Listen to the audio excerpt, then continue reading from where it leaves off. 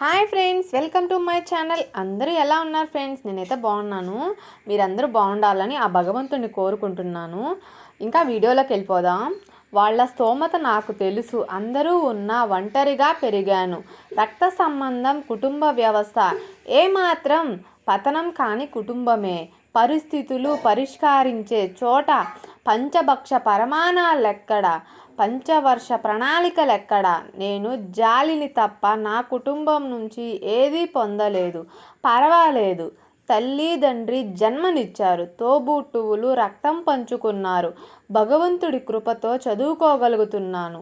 మానవ మాతృల సహాయంతో మనగలుగుతున్నాను. నాలాగా ఎందరో ఉన్నారు, అందులో నేను ఒకణ్ణి. కానీ ఇంతేనా? ఎప్పటికీ ఇంతేనా? కాదు కదా. దేవుడు అవసరాలు కల్పించాడు, అవకాశాలు సృష్టించాడు, అద్భుతాలు ఆవిష్కరించాడు. అమృతమయం చేయటానికి ముందు క్షీరసాగర మథనం ఒకటి ఉంటుంది కదా. ఈ భవసాగర మథనంలో మన వంతు ఏదొస్తే అది పుచ్చుకోవాల్సిందే కదా.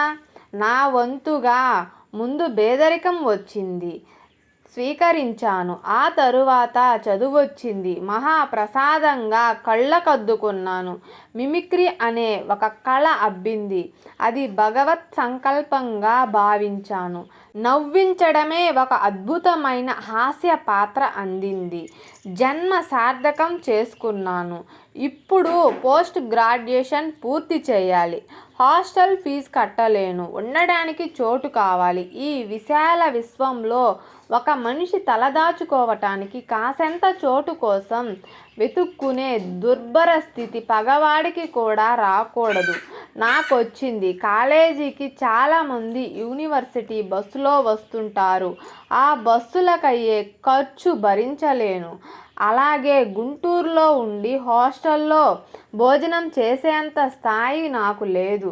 అప్పుడు నాలాంటి వాళ్ళ కోసం నల్లపాడులో ఒక తెలివిగల వ్యక్తి కొన్ని గదులు కట్టించి అద్దెకిచ్చేవాడు. అవి ఎంత ఉండేవంటే, పడుకుంటే తల ఒక గోడకు, పాదాలు ఎదుటి గోడకు తగిలేంత పొడవుండేవి. అంత చిన్న గదులు. నాలాంటి విద్యార్థులు తలదాచుకోవటానికి అవే ఇంద్రభవనాలు. గది దొరికింది, అద్దె ఎవరు కడతారు? నేనే కదా. ఆర్థికపరమైన ఇబ్బందులకు నన్ను విచిత్రంగా లొంగదీసుకోలేదు, కృంగిపోయేలా చేయనూ లేదు. Where is the evil there is the a way అన్న సూత్రం నాకప్పట్లో తెలియదు. కానీ అవసరమే నాకు దారి వెతుక్కునేలా వివేకాన్నిచ్చింది. ఆ దారిలో లారీ. అవును, లారీ. దారిలో కొన్ని లారీలు కనిపించాయి. వాటికి చిన్న చిన్న రిపేర్లు చేసి రంగులు వేస్తున్నారు. నేను దూరంగా నిలబడి గమనించేవాణ్ణి.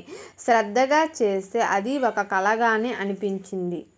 అప్పుడు కూడా నేను బొమ్మలు గీసేవాణ్ణి, వాటికి అందంగా రంగులు వేసేవాణ్ణి.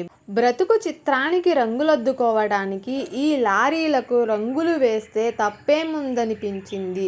వెళ్ళి అడిగాను, రమ్మన్నారు. ముందు వాళ్లకు సహాయకుడిగా ఉన్నాను. తరువాత నేను సొంతంగా పెయింటింగ్ చేయడం నేర్చుకున్నాను. పొద్దున్నే లేవడం, వండుకోవడం, తినడం, బాక్సుకు పెట్టుకోవడం, కాలేజీకి వెళ్ళడం. సాయంత్రం కాగానే పాత బట్టలు వేసుకుని పెయింటింగ్ చేయడానికి తిరిగి చివరి బస్సుకు నల్లపాడుకు వెళ్ళి ఒంటి మీద పడ్డ రంగు కిరోసిన్తో తుడుచుకుని స్నానం చేసి తిని పడుకోవడం. పెయింటింగ్ చేసినందుకు వాళ్ళిచ్చే 4-5 రూపాయలు జాగ్రత్తగా దాచుకొని పొదుపుగా ఖర్చు పెట్టుకుంటూ కష్టపడడంలో ఆనందాన్ని అనుభవించడం కన్నా ఆత్మ సంతృప్తి కోసం కష్టపడేవాడిని. అలా నన్ను నేను యంత్రంలా మార్చుకున్నాను. యంత్రం అద్భుతాలని ఉత్పత్తి చేస్తుంది. అలా నా భవిష్యత్తుని ఉత్పత్తి చేయడం మొదలుపెట్టింది. కష్టే ఫలి ఇష్టే ఫలి. మొదటి సంవత్సరం పోస్ట్ గ్రాడ్యుయేషన్ విజయవంతంగా పూర్తి చేశాను. పోస్ట్ గ్రాడ్యుయేషన్ మొదటి సంవత్సరం ఎన్నో కష్టాల కోర్చి పాస్ అవ్వడం భగవంతుడికి నచ్చింది. నా కష్టం గుర్తించాడు. వెనుదిరగని నా పట్టుదలని గమనించాడు. నిప్పుల్లో ఈ ఇనుమును వేశాడు. పోత పోయడానికో రూపాన్ని సిద్ధం చేశాడు. ఇదంతా నాకేం తెలుసు? నా కోసం ఇంత పెద్ద గ్రౌండ్ వర్క్ చేసి పెడుతున్నాడని. అప్పుడు నాకేం తెలుసు.